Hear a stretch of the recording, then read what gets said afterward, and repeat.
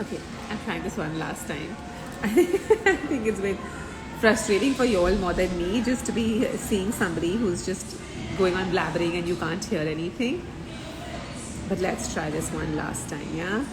The first thing I want you all to say is if you can hear me or not. I think basically with these AirPods, what's happening is if anybody's calling, the volume goes off. There's something in my hair. I feel like I'm using this as a mirror.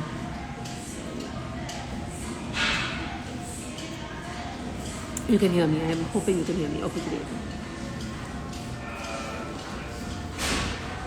Okay, so I was talking about the chakras, and I'm going to just kind of again go into that. Can hear me. My headphones are inside. Yeah, okay, let's talk about the chakras, guys. If the volume goes off, okay, I'm going to tell you again. So, the chakras are the endocrine glands, and I'm going to have to unfortunately start the explanation again because I'm going to save this video. Okay, let's talk about it. So we have 7 endocrine glands in our body, which basically are relatable to the 7 chakras. These endocrine glands are constantly dumping neurotransmitters, hormones, I'm going to call them juices or chemicals into our body, depending on what we are experiencing, what you're feeling. It's constantly making an assessment. Till a few years ago, the science in the West thought that these endocrine glands were like really nothing and the thyroid would just control the metabolism. They were confused about what these little glands do. Now they've understood that the entire chemistry of your body is determined by these glands. For example, if it's dark outside, your brain will say, it's dark, let's produce melatonin. It will dump melatonin in your blood. When you are scared or you have stressed, your body will say, let's release cortisol. And that's a chemical it will dump into your bloodstream. When you're excited, it's going to dump adrenaline. When you're happy, it's going to dump endorphins. So the entire chemistry is constantly regulated by these endocrine glands or chakras. Now, the other thing that happens is the chemistry of the body is way more important than the biology of the body. The biology of the body, like the organs and the structures, is like the hardware. But the chemistry of the body is actually like the software, the programming, the electricity of the body. Without the whole chemical, right? Depends on how your chemicals, what your flow of chemicals are, what chemicals operate. The hardware will operate according to the chemicals. So the software really tells the hardware what to do. Otherwise, we're just body, we're just organs, we're just flesh. So these chakras, right, that the sages back in the East realized that all your energy flow, everything that flows in your body, everything that happens, everything that functions in your body, beyond the biology, there's a subtle wiring, there's a subtle flow of life, prana. And that's what the chemical energy carries. And these chemicals are released by these 7 chakras or these 7 endocrine glands. And they constantly get feedback, your 7 chakras get feedback from what you're experiencing in the outer world, what you're seeing, what your senses are seeing, and how you're feeling. So if you're running fast, it will get that sense. But even if you're not running fast, but you're just thinking about something that's exciting and running fast, you'll still get the same adrenaline release, right? So it's assessing what you're thinking in your brain, and it's assessing what you're experiencing through your senses.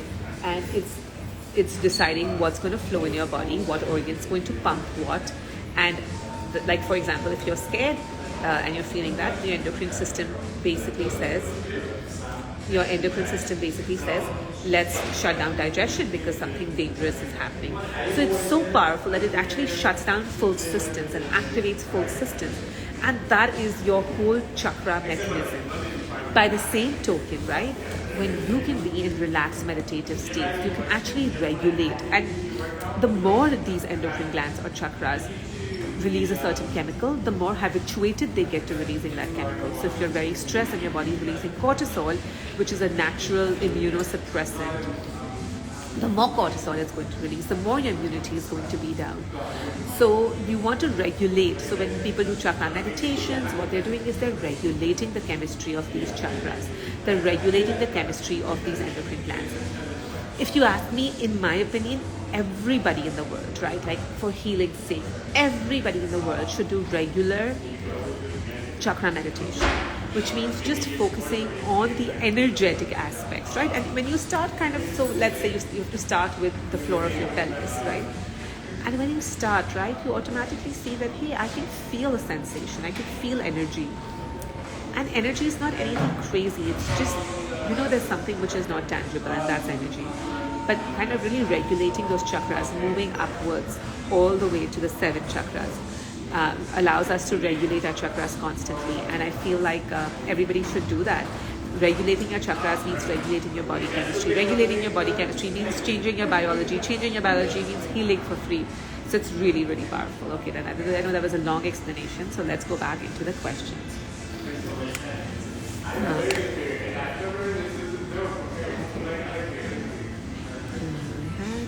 Questions.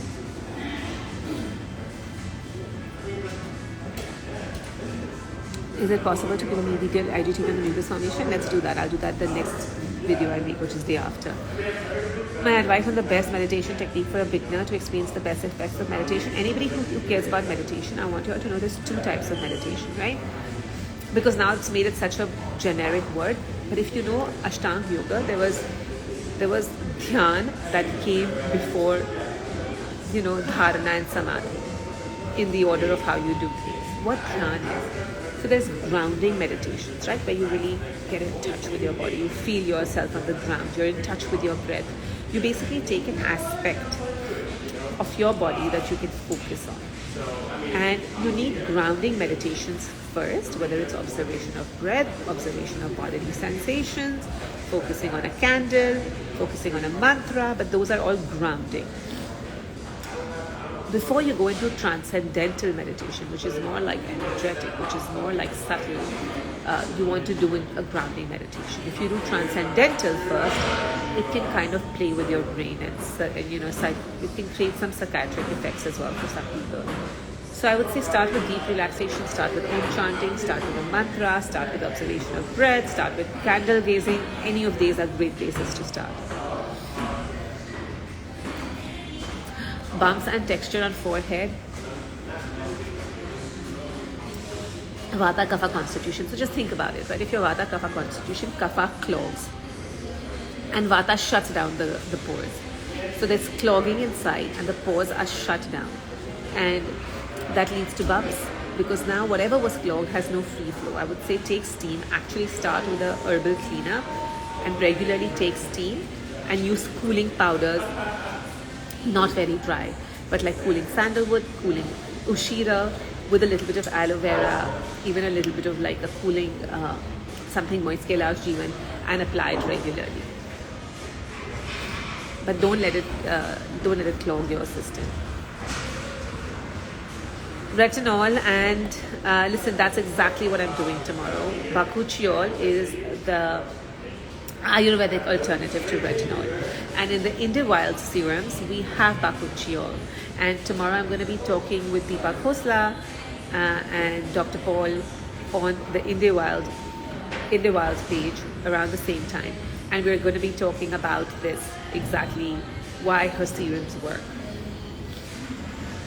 The information regarding Yoga Nidra was that even if you cannot actually fall asleep, but if you go into a deep Yoga Nidra or a deep relaxation state, your body will get the same benefits. Okay, let's do this. How to tackle a hot head and overthinking. So, Aarti, what I have been practicing, right, is going back into my consciousness. By the way, there is one book that I've been reading. It's called The Surrender Experiment. Who is thinking? What is that person within that is thinking? That is the consciousness, right? And thoughts are all covering the consciousness. So I've been practicing tapping into the consciousness, which really helps me with the exhales. Constant exhales really help me. So I breathe into the back of my head. And it's not like rapid, furious exhales. It's just, you cannot even tell that I'm exhaling. Even now when I'm talking to you and if I start exhaling, I feel like we go into a zone, you channelize, and you can't think of too many things. So if you focus your mind on an exhale, on a mantra, on a sound, breath and sound together, right? So if you're doing Om in your mind or Mu or anything, and you're exhaling, let the thinking be there. Let it exist in one corner of your brain. The goal is to really empower another corner of your brain, which is not getting lost in the thoughts, right? So the thoughts can happen, they will happen. That's the job of the brain, let it happen. But when you cultivate this other part, this exhale, this grounding, that coherence, right? The law of coherence means something that's very steady and long will actually rub off onto everything. Eventually, all your thoughts will slow down, your breathing will slow down, the thoughts will slow down. But if you say thoughts slow down, now you have a new thought, and the new thought is telling the thought to slow down. Instead of that, I know it really helps me. Audio recommendation for Yoga Nidra, I used to use one. I forgot her name, but I'll try and find it. Jill Patel, you don't feel hungry. There's something going on with the Agni. I think it requires more question than that. Running news only during eating. Yes, dear, the yogurt and ginger can help. But is it because what you're eating is hot? Which means that your mucus may be... What are you eating? Do the soups make you run more? Does the tea make your nose run more?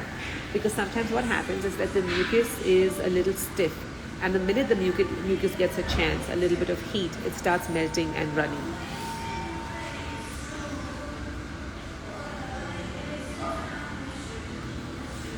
The sassy way, before you conceive, why don't you go to a Panchakarma center and get like Uttar Bastis? If you're eligible for a Panchakarma, you get a Panchakarma, but don't do any other detox here. You're going to dry your body.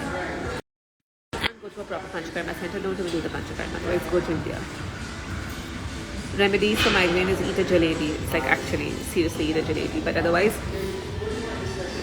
you take a little bit of ghee, put a strand of saffron, warm it, put like a little pinch of sugar, and like even actually warm that literally. Strain the whole thing, keep the ghee in a little dropper bottle, and put one drop each in each nostril for instant relief. That mostly helps. Otherwise, it's a whole big treatment. So, you know, Nutriorg, Vaishali used to be a great brand for Amla candy, Nutriorg Organic. The last time that I got their Amla, it tasted a little weird. But many places locally women make these Amla candies, and that's great. So how to tackle anxiety and the feeling of fear. Anybody who suffers from a lot of anxiety or need routine, right? And practice a state of faith, right? Like for me, praying to, you know, the energy of Goddess Kali. And if it doesn't have to be, I didn't grow up with a lot of goddesses concept, but like I really just pray to that power within me. Like I invoke that power. Pray as and I invoke that power within me. That even a few moments of feeling really like the courage in me, like I'll do whatever I need to do to be wherever I need to be inside within me. But routine really helps anxiety, right? And of course I have this anxiety journaling, which is a long story. But if you do routine and water sounds, anything which has a system, it really calms your nervous system down. Elo, I don't have a vitamin D supplement.